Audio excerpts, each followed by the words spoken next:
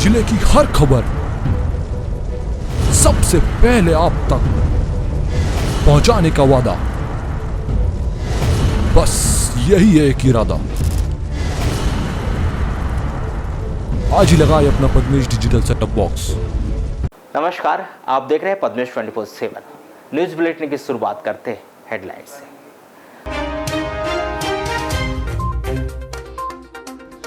ना आंधी चली ना तूफान, फिर भी भरभरा कर गिर गई पानी की टंकी। घटिया निर्माण कार्य की स्वतः ही खुल गई पोल। मामला किरणापुर क्षेत्र के हेटी कनेरी का।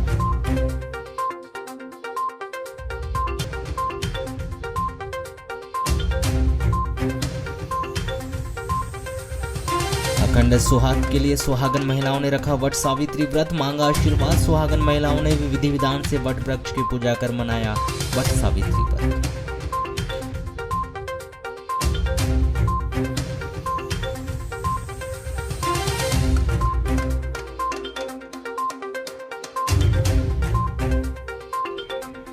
आरटीओ ने की 2 बसों पर कार्रवाई। बिना परमिट के सड़कों पर दौड़ रही थी बसें, कागजात चेक करने पर हुआ खुलासा।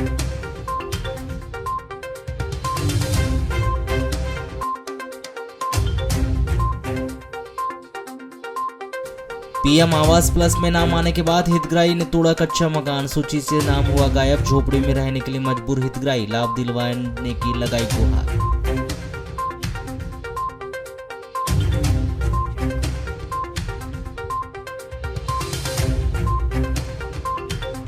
वाराणसी के मेहंदीवाड़ा में एक ही दिशा में जा रही बाइक व साइकिल की हुई टक्कर। बाइक सवार सिरा निवासी मुकेश पंजरे की मौत, साइकिल सवार हुआ गंभीर रूप से घायल।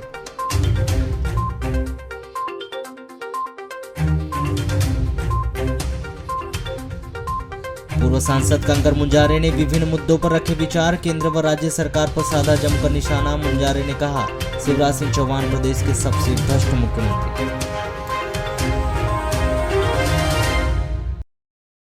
भरवेली थाना के अंतर्गत बैयर रोड पर स्थित ग्राम मानेगांव के पास टैंकर मोटरसाइकिल को ठोस मारकर फरार हो गया। टैंकर की ठोकर से मोटरसाइकिल सवार एक युवक गंभीर रूप से घायल हो गया, जिसकी जिला अस्पताल लाते समय मौत हो गई।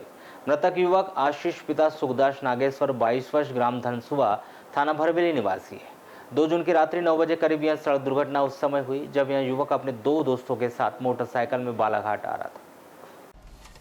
जानकारी के मुताबिक 2 जून की रात्रि 9 बजे करीब आशीष नागेश्वर अपने 2 दोस्त नरेंद्र दमाहे, अनुराग अंगारे के साथ मोटरसाइकिल में धनसुआ से बालाघाट आ रहा था। तभी मानेगांव के पास दिनेश चंदल के घर के सामने टैंकर और मोटरसाइकिल ठोस मारकर फरार हो गया। इस दुर्घटना में तीनों युवक घायल हो गए। तीनों घायल युवक को जिला अस्पताल बालाघाट लाया गया था। आशीष नागेश्वर गंभीर रूप से घायल हो गया था, जिसकी जिला अस्पताल लाते समय रास्ते में ही मौत हो गई। डॉक्टरों ने उसे मृत घोषित कर दिया। घायल नरेंद्र दमाहे को जिला अस्पताल से गोंदिया रेफर किया गया। वहीं अनुराग रंगारे को जिला अस्पताल में भर्ती किया गया। रात्रि में ही मृतक आकेश 3 जून को सुबह जिला अस्पताल पुलिस चौकी प्रभारी सहित मृतक आशीष नागेश्वर की लाश का पंचनामा कार्रवाई के पश्चात पोस्टमार्टम करवाकर शव परिजनों को सौंप दिया है। मर्ग कायम कर मर्ग डायरी अग्रिम कार्रवाई हेतु पुलिस थाना भरवेली भिजवा दी गई है। आरटीओ विभाग के द्वारा बिना परमिट के सड़कों पर दौड़ रही 2 बसों पर कार्रवाई करते हुए छिंदवाड़ा से बालाघाट सूत्र सेवा बस और लालबरा से बालाघाट कौशल ट्रेवल्स की बस पर कार्रवाई की गई। इन बसों को यातायात थाने में खड़ा कर दिया गया है।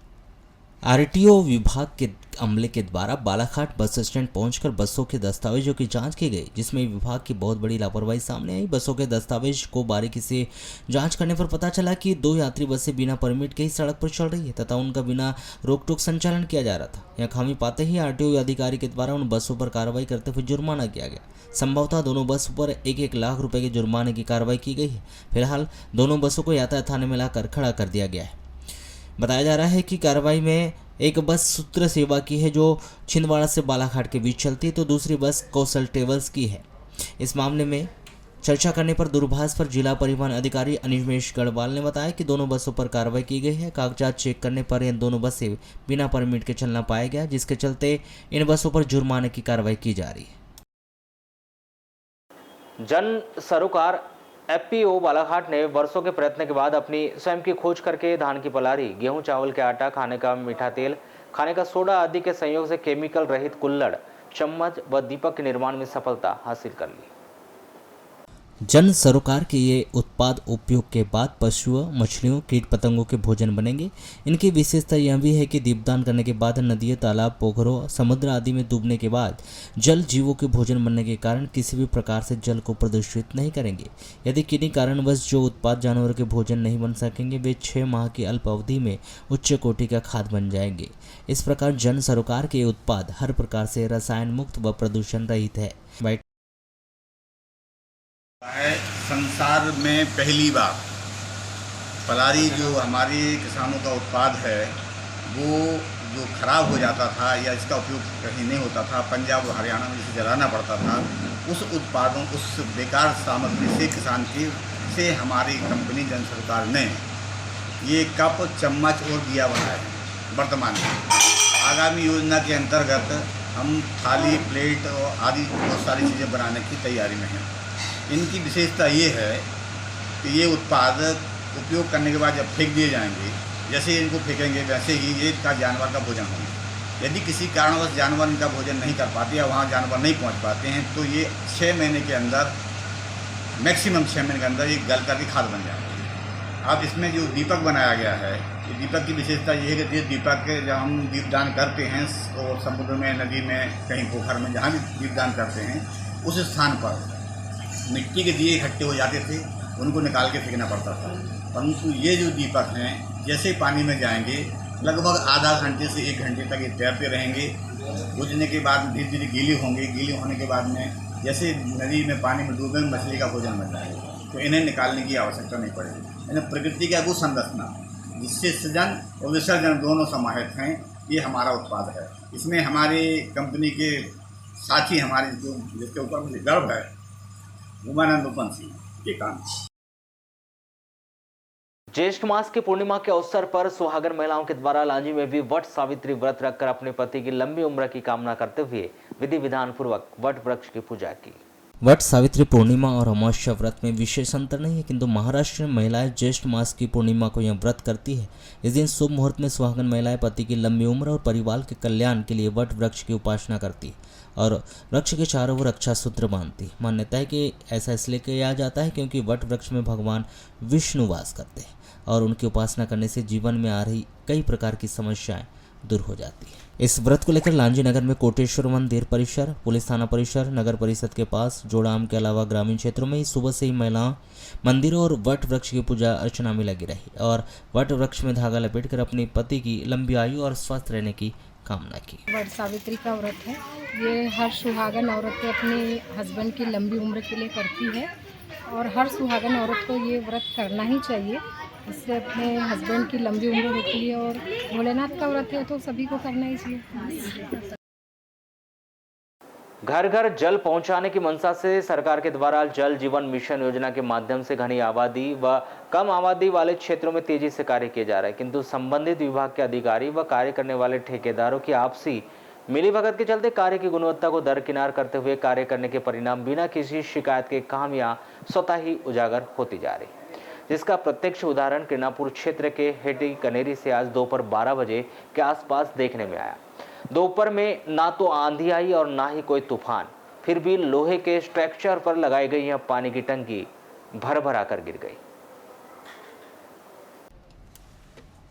आपको बता दें कि गनीमत तो यह रही कि जिस समय घटना हुई वह दोपहर का समय था और बड़ा हादसा टल गया। अगर यह घटना सुबह शाम के समय का होता तो किसी बड़ी अनहोनी भी हो सकती थी, क्योंकि इसके पास में अधिक समय छोटे छोटे बच्चे खेलते रहते हैं। वहीं इस तरह के कार्य किए जाने से सरकार की मंशा पर पानी फिर गया और शासन को लाखों रुपये का नुकसान पहुँचा है। इस मामले के संबंध में विभागीय अधिकारियों को इसकी सूचना दी गई तो उनके द्वारा निरीक्षण करने के उपरांत ही कुछ कह पाने की बात कही। आपको बता दें कि जल जीवन मिशन योजना के माध्यम से ही कम आबादी वाले क्षेत्र में सोलर प्लेट पैनल लगाकर इस प्लास्टिक्स वाली पानी टंकी का लोहे के एंगल पर लगाई जा रही है। इसमें 3 लाख रुपए की लागत से सोलर पैनल व ट्यूबवेल का निर्माण तथा लगभग 2 से 2.5 लाख रुपए की लागत से लोहे का स्ट्रक्चर खड़ा किया जाता है तथा घर घर पाइपलाइन विस्तारीकरण का अलग से बजट प्रस्तावित है। किरणापुर क्षेत्र के ग्राम लोडांगी, कोसमदेई, भक्कूटोला तथा हेटी कनेरी में विभाग के द्वारा जेपी कंस्ट्रक्शन के द्वारा इस प्रोजेक्ट के तहत कार्य करवाया जा रहा है, किंतु अब यहाँ कार्य किसी तरह से किया गया जिसका परिणाम अब सबके सामने उजागर हो गया है। अच्छा, ये जो स्ट्रक्चर वाली टंकी लगी थी पानी की, इससे पानी वानी मिलता था क्या? नहीं मिलता था। कब से लगी टंकी? की लगी जनवरी से लगी। और ये कैसे टूट गई तो ये मालूम नहीं है। मालूम नहीं कितने बजे की बात है ऐसा कुछ? 12 बजे 12:30 बजे से हुई। पानी भरा हुआ रहता था कि इसमें? क्या मालूम, पानी जिसको चालू याद करना था तो वो चालू करते थे, चालू बंद वही करते थे, हमको आता ही नहीं। पानी मिला ही नहीं आप लोगों को? मिला 8 दिन मिला पानी, उसके बाद हमारा नल से नहीं चलता। अभी कनेक्शन हो गया आप लोगों के घरों हाँ, पर? कनेक्शन हो फिर गया। भी पानी नहीं आ रहा है? नहीं पानी महीना 1.5 महीना का बिल्कुल पानी का बूंद नहीं मिल रहा है पानी। कब बनी थी ये टंकी? ये टंकी बनी थी भाई जनवरी में लगाए थे, उसका ध्यान नहीं देते, हम इधर आते नहीं। अच्छा ये बताइए हवा तूफान से गिरा कि कुछ ऐसा? हवा तूफान नहीं सर, हवा तूफान से नहीं गिरा, हवा तूफान आया ही नहीं? अपने आप ही भर भरा के गिर गई? अपने आप ही गिर गई। हमारे मकान तो बहुत छेले पे है उधर में। जनपद पंचायत लालबरा के अंतर्गत आने वाली 77 ग्राम पंचायतों में प्रधानमंत्री आवास योजना में आवास प्लस सॉफ्ट पर जोड़े गए 7,542 हितग्राहियों में से 1,366 हितग्राहियों को अपात्र कर दिया गया है। इसके कारण ऐसे कई गरीब हितग्राही आवास प्लस का नाम से वंचित हो चुके। वहीं पूर्व में आवास प्लस में नाम जोड़ने के बाद हितग्राहियों को पंचायत के सरपंच, सचिव व रोजगार सहायक के द्वारा उनका नाम आ जाने की जानकारी दी गई थी, जिसके बाद ऐसे कई गरीब हितग्राही हैं जिन्होंने आवास प्लस योजना सूची में नाम आने व लाभ मिलने की उम्मीद में लोगों ने कच्चा मकान निर्माण के लिए मटेरियल लाना व मकानों को तोड़ना प्रारंभ कर दिया था, परंतु वर्तमान समय तक आवास प्लस का लाभ नहीं मिलने के कारण गरीब हितग्राही परेशान है और बरसात के दिनों में उन्हें खासा परेशानियों का सामना करना पड़ सकता है। एक ऐसा ही मामला नगर मुख्यालय से लगभग 5 किलोमीटर दूर ग्राम पंचायत मेरेगांव में सामने आया। मेरेगांव निवासी रोशनलाल चित्रिव के द्वारा प्रधानमंत्री ग्रामीण आवास प्लस योजना सूची में नाम आ जाने की जानकारी मिलते ही उन्होंने कच्चे मकान को तोड़कर कर्ज लेकर 6 माह पूर्व बिल्डिंग मटेरियल भी पुलवा लिया गया, परंतु जब ग्राम पंचायत से उन्होंने प्रधानमंत्री आवास योजना के नाम को लेकर जानकारी ली तो पता चला कि अभी किसी भी व्यक्ति का नाम नहीं आया व जो सूची शासन को भेजी गई थी उसमें तकनीकी खराबी आने से आपका नाम हटा दिया गया है। और जबकि रोशनलाल चित्री का आवास प्लस में 68 नंबर पर नाम था, परंतु उसके बाद वालों को योजना का लाभ मिल चुका है, उसे नहीं मिला। मेरा नाम आने के बाद में सर नाम नहीं आया है सर अभी तक। सर प्रधानमंत्री आवास योजना का मेरे को लाभ मिलना चाहिए सर। पूरी मकान टूट चुका है सर, मैं झोपड़ा बना के रहता हूँ सर। जैसे पंचायत वालों ने क्या कहा था, कौन से नंबर पे नाम है बोला था? पंचायत वाले ने बोले सर कि तुम्हारा अभी नाम नहीं आया, फिर भी नाम सर मेरा 68 पे नाम है सर। तो 68 के बाद वालों का मकान? हाँ 68 के बाद वालों के मकान बन चुके हैं सर, और उसके पहले वाले भी बने हैं सर। पर आपका क्यों नहीं आया? हमारा नहीं आया है सर। अब क्या बोल रहे हैं? अभी बोल रहे हैं कि सर अभी सूची जारी होने की बोल रहे हैं सर। दूरभाष पर चर्चा करने पर ग्राम पंचायत मेरेगांव के रोजगार सहायक सुलोचना पीसे ने बताया कि हितग्राही रोशनलाल चित्री का नाम पीएम आवास प्लस में जोड़ा गया था, जो योजना का लाभ लेने के लिए पात्र है, परंतु विगत दिवस शासन से जो सूची आई थी जिसमें तकनीकी कारणों के कारण उनका नाम हटा दिया गया था। इसके बाद जनपद पंचायत के माध्यम से पुनः शासन को सूची भेजी गई है। सूची में नाम आते ही आवास प्लस का लाभ दिलवाया जाएगा।